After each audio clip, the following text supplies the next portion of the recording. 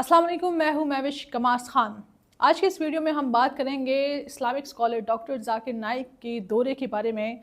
Doctor Zakir Naik जो है वो पाकिस्तान आ गए हैं और 28 अक्टूबर तक जो है वो पाकिस्तान में डॉक्टर जाकिर नाइक क़याम करेंगे। Islamic scholar doctor Zakir Naik को तो हर कोई जानता है और उनके लाखों करोड़ों फॉलोअर्स है, और ये भी कहा जाता है कि 11 लाख तक उन्होंने लोगों को मुसलमान भी किया है। पाकिस्तान का उनका जो दौरा है, मैं आपको उसकी डिटेल बताऊंगी कि वो क्या क्या करेंगे, लेकिन रिसेंटली उन्होंने एक पॉडकास्ट में कहा था, एक ख्वाहिश जाहिर की थी कि मैं पाकिस्तान आना चाहता हूं, और फिर उसके बाद पाकिस्तान हुकूमत की जानिब से डॉक्टर जाकिर नाइक साहब को जो है वो दावत दी गई कि आप पाकिस्तान आएँ, पाकिस्तान क़याम करें। यहाँ पर अगर आपने ख़िताब करना है, मुलाकातें करनी हैं तो मोस्ट वेलकम। तो डॉक्टर जाकिर नाइक साहब को हमने देखा कि फुल प्रूफ जो उनको सिक्योरिटी दी गई है, उनका एक पुरजोश और पुरतकबाल जो है वो इस्तकबाल किया गया, और जिस तरह उनका इस्तकबाल किया गया तो डेफिनेटली वो इसको डिज़र्व करते हैं। उनका जो पाकिस्तान में आने के बाद जो है वो मुलाकातों का सिलसिला शुरू हो गया है। कल हमने देखा कि डॉक्टर जाकिर नाइक साहब जो है वो एक इस्लामाबाद के सीनिया होटल में गए, वहाँ पर उन्होंने पाकिस्तान स्वीट होम के बच्चों से मुलाकात की, वहाँ पर उन्होंने थोड़ा सा वक्त गुजारा। फिर उसके बाद वो गए मौलाना फजल रहमान साहब के घर, वहाँ पर मुलाकात की। अयाज सादिक साहब जो स्पीकर कौमी असम्बली है, उनसे मुलाकात की, और इन दोनों मुलाकातों में उन्होंने ख़िताब भी किया, उन्होंने ज़ोर भी दिया इस बात पर, और मैंने क्योंकि मैं उस जगह पर मौजूद थी, पाकिस्तान स्वीट होम की जो तकरीब थी, वहाँ पर भी उन्होंने यही तकरीर की, छोटा सा ख़िताब किया कुछ मिनट्स का। उन्होंने कहा कि कुरानी आयात पर हमें ज़ोर देना चाहिए, और कुरान हमें अमन सिखाता है, और अगर हमने अमन की तरफ जाना है तो हमने कुरान को सिर्फ़ पढ़ना नहीं है बल्कि कुरान को समझना भी है। तो ये एक बहुत ही बेहतरीन मैसेज दिया उन्होंने। और वो जब मौलाना फजल रहमान साहब से भी मिले तब भी उन्होंने यही बात कही, स्पीकर अयाज सादिक साहब से भी मिले तब भी उन्होंने ये बात कही, और फिर आज जो है वो अयाज डॉक्टर जाकिर नाइक साहब की जो है वो वज़ीर आज़म शहबाज शरीफ से भी एक बहुत ही अच्छी और बहुत ही तवील मुलाकात रही, और जिस पे शहबाज शरीफ साहब ने कहा कि आप हमारे फ़ख्र है, और बहुत खुशी हुई कि आप पाकिस्तान आए, और इंशाल्लाह आपको पाकिस्तान में किसी चीज़ की कमी नहीं होगी। उनका एक बहुत ही अच्छा प्रोटोकॉल उनको दिया गया, इस्तकबाल किया गया, और वहाँ पर भी जाकिर नाइक साहब ने जो है वो तकरीर की, और वहाँ पर भी उन्होंने यही कहा कि इस वक्त मुसलमानों को अमन की तरफ जाना चाहिए, इस वक्त मुसलमानों को एक साथ होना चाहिए, और मुसलमानों के लिए सबसे अच्छी चीज़ ये है वो कुरान पर अमल करे, कुरान को पढ़े और कुरान को समझे।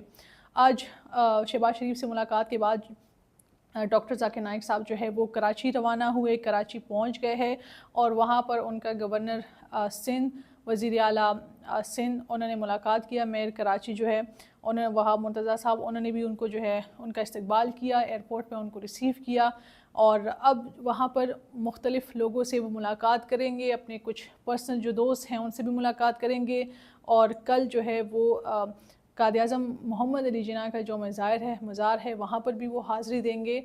तो इस तरह उनका जो सिलसिला है मुलाकातों का वो जारी रहेगा।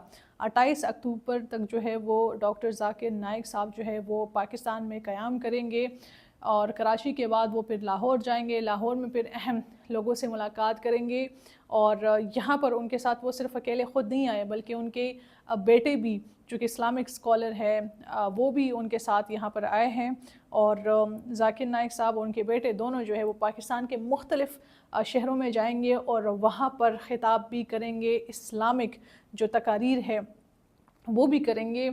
और सिर्फ यही नहीं बल्कि जो खुतबा है जुम्मे के रोज़ वो भी डिफरेंट सिटीज़ में, डिफरेंट शहरों में जुम्मे के रोज़ खुतबा भी देंगे। तो ये उनका शेड्यूल है। मैं थोड़ा सा आपको अगर डिटेल में अगर बताऊं कि शेड्यूल के बारे में, तो जिस तरह वो जहाँ जहाँ पर जा रहे हैं वो यही बात, एक ही बात बार बार कर रहे हो, वो सब मुसलमानों को एक ही पैगाम कह रहे हैं कि कुरान को पढ़े, और कुरान को पढ़ने के बाद उसको समझे, क्योंकि यही ज़रूरी चीज़ है।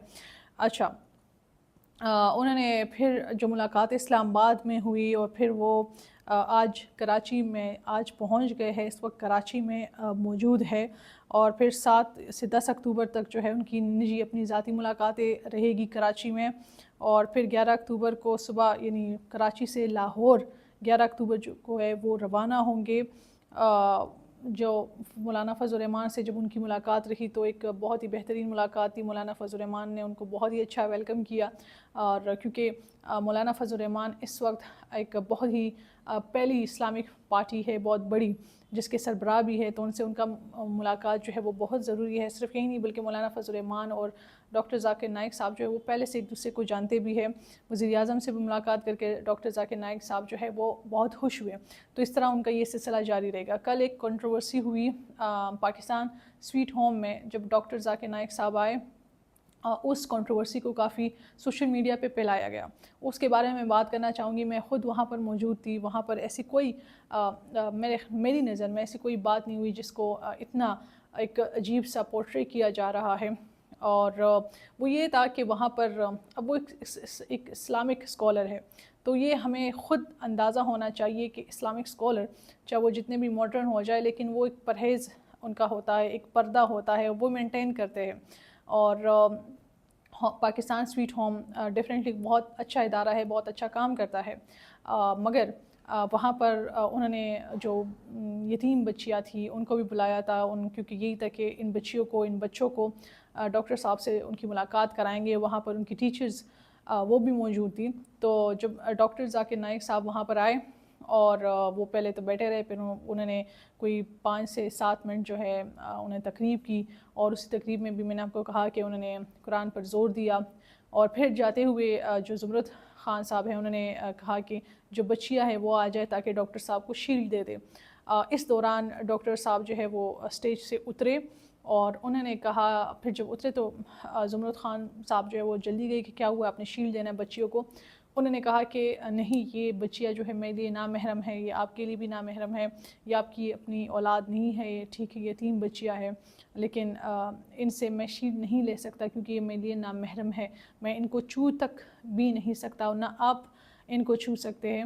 یہ مناسب نہیں ہے, نہ اسلام میں ہے اور یہ نہ محرم ہے. تو ہمیں اپنی لمٹس, اپنی باؤنڈریز کا خیال کرنا چاہیے. تو اس لیے میں ان کے ہاتھوں سے شیلڈ نہیں لے سکتا, یہ میرے لیے ایکسیپٹیبل نہیں ہے. اور یہ کہتے ہوئے ڈاکٹر صاحب جو ہے وہ چلے گئے. پھر اس کے بعد تھوڑا سا سوشل میڈیا پہ ایک عجیب سی چیز دیکھی گئی. پھر کچھ میں نے دیکھا انڈین میڈیا اس کو کافی اٹھا رہی ہے. تو میری نظر میں یہ انہوں نے بالکل اچھا فیصلہ کیا, کیونکہ اگر وہ, ہمیں یہ خود اندازہ ہونا چاہیے کہ وہ ایک لمٹ ہے ان کی, ایک پردہ کرتے ہیں, ایک احتیاط کرتے ہیں, تو اس لائن کو ہمیں نہیں کراس کرنا چاہیے.